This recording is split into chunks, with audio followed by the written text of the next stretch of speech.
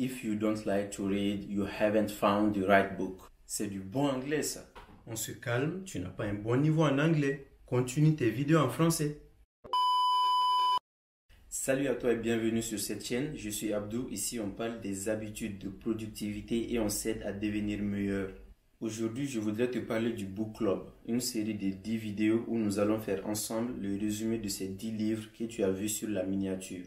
Mais on ne va pas s'arrêter là, nous allons en tirer des leçons qui nous permettront de nous améliorer day after day. Dans cette vidéo, je vais te faire une présentation brève de chacun des livres et essayer de maintenir le rythme de un résumé de livre par semaine. Mais avant, j'ai 2 nouvelles à t'annoncer. La première, c'est la sortie de mon premier e-book la semaine prochaine. Je vous affiche quelques pages sur l'écran. C'est totalement gratuit et vous pourrez tous le télécharger. J'ai très hâte. La deuxième, je vous le dirai en fin de vidéo.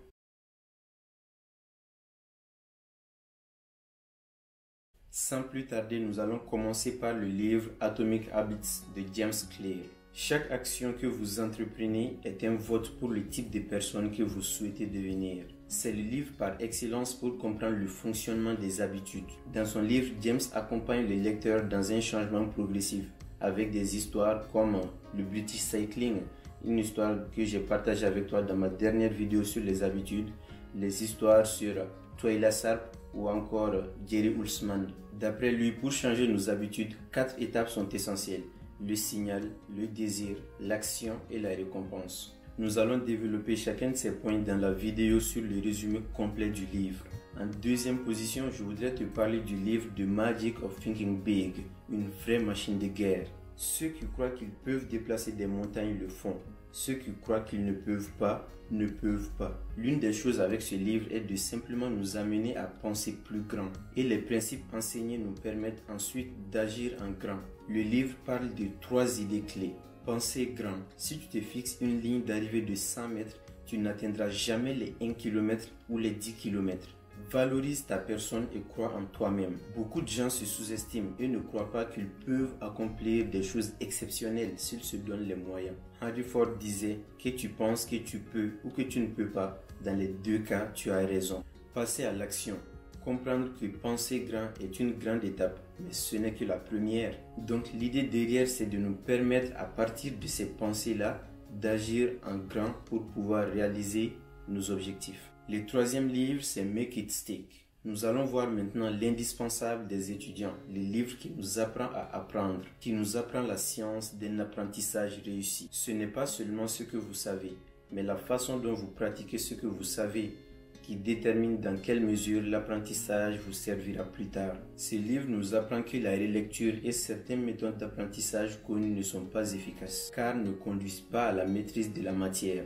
Il nous apprend par la suite 3 techniques qui ont fait leurs preuves et qui sont beaucoup plus efficaces. Self-quizzing, interleaving, spacing. Ceux qui utilisent des flashcards sauront de quoi je parle. Et si tu n'as aucune idée de tout ça, ce n'est pas grave. Dans le résumé complet du livre, tu sauras tout.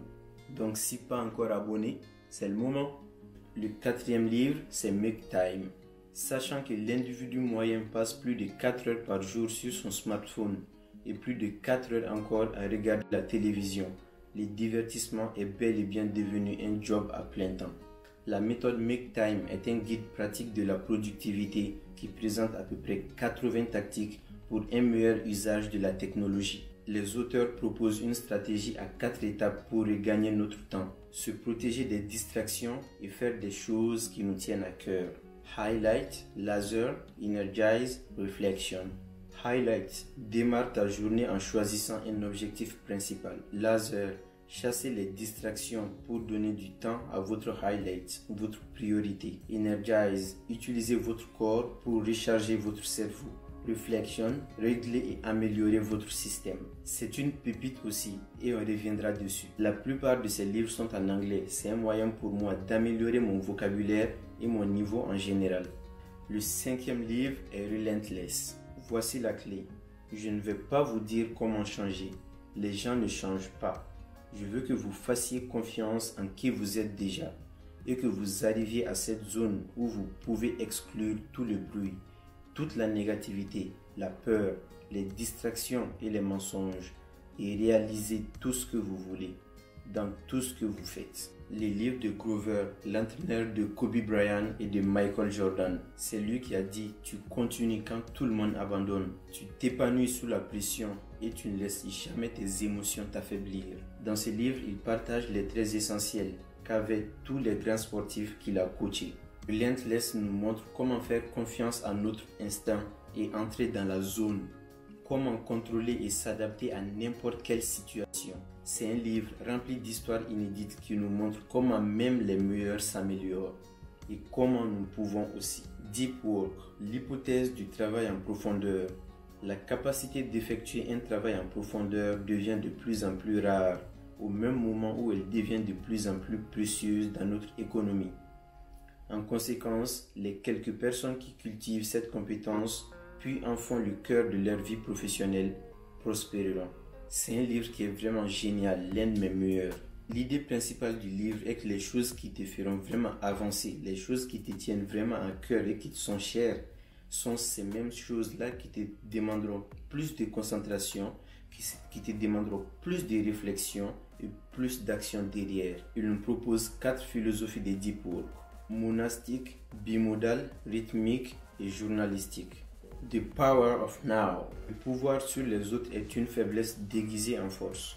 Le vrai pouvoir est à l'intérieur et il est à votre disposition maintenant. Il y a une conversation constante dans notre mental. Dans quelle entreprise je vais faire mon stage? Et si je ne réussis pas à mon examen, qu'est-ce que je vais manger ce soir? Ainsi de suite. L'auteur nous dit que la réflexion excessive est la source de toutes les douleurs, du stress et de l'insatisfaction. L'idée de vivre dans le moment présent est vraiment puissante et nous permet de voir comment notre mental nous trompe. Le moment où vous réalisez que vous n'êtes pas présent, vous devenez présent. Obstacle is the way. L'échec nous montre le chemin en nous montrant ce qui n'est pas le chemin. Quelle est ta réaction face aux problèmes, aux obstacles que tu rencontres dans la vie de tous les jours? Et si on pouvait tirer profit de ces obstacles? Face à certaines difficultés, on reste paralysé. Et l'auteur nous dit que la plupart de nos problèmes, des difficultés qu'on rencontre, sont internes et pas externes. Pour confronter nos obstacles, nous devons agir sur 3 choses. Notre perception, l'action que l'on pose et notre volonté. Avec ce livre, tu réussiras pas sans les difficultés, mais grâce à elles. Can't Hurt Me. Vous seul pouvez maîtriser votre esprit. Ce qui est nécessaire pour vivre une vie audacieuse, remplie d'accomplissements, que la plupart des gens considèrent comme au-delà de leur capacité. C'est le seul livre de la collection qui est une autobiographie. Au travers de son livre Can't Hurt Me, David Goggins nous partage sa vie, son histoire personnelle, très inspirante. Tout en nous motivant et en nous donnant des challenges à réaliser, David nous montre par ailleurs la force de notre mental.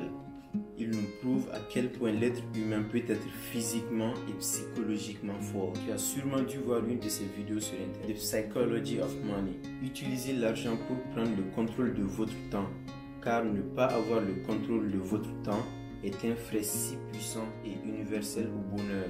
Ce livre met en avant quelque chose. Ta réussite financière ne dépend pas forcément de tes connaissances, elle dépend de ton attitude.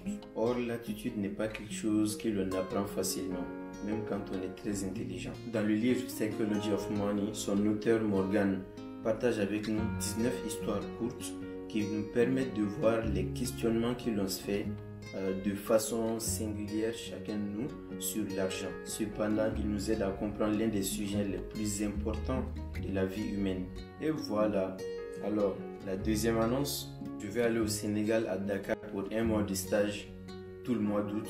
Si je m'apprête à vivre une expérience très enrichissante, une très belle expérience, et je vous en dirai plus dans les prochaines vidéos. De toute façon, je ferai plein de vidéos là-bas que vous verrez sur la chaîne. En attendant, dis-moi dans les commentaires par quel livre tu veux que je commence avec les résumés. Déjà, est-ce que c'est une idée qui te plaît? Sinon, dis-moi dans les commentaires dans la prochaine vidéo, tu veux que je te parle de quel sujet. Beaucoup de surprises arrivent et si la vidéo t'a plu, n'hésite pas à me mettre un pouce bleu, c'est gratuit, et à partager la vidéo, c'est ce qui fait grandir la chaîne. Et du fond du cœur, surtout, reste focus.